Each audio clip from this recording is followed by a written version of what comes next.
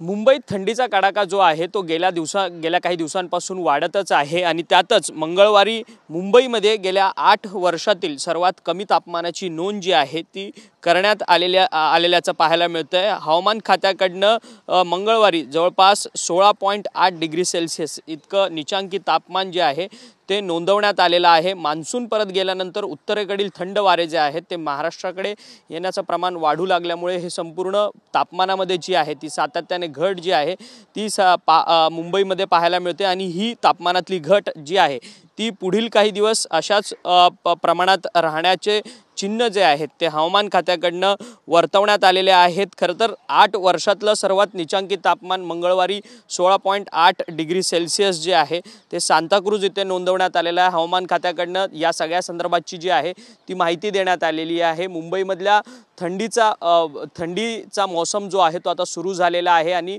गेल्या काही दिवसांपासून मुंबईमध्ये गुलाबी थंडी जी आहे ती अवतरलेली असल्याचं पाहायला मिळते आणि पुढील काही दिवस हा थंडीचा मौसम जो आहे तो असाच असणार असल्याची माहिती जी आहे 1 डिसेंबर पर्यंत असाच मौसम राहणार असल्याची माहिती जी आहे ती हवामान खात्याकडनं आता वर्तवण्यात आलेली आहे। व्हिडिओ जर्नलिस्ट चरण मार्गमसह अक्षय मंगणे, टीव्ही 9 मराठी, मुंबई।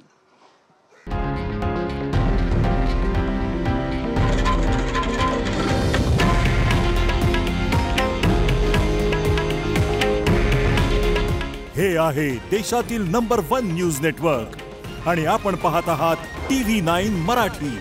काळजी तुमची, हित महाराष्ट्राचं।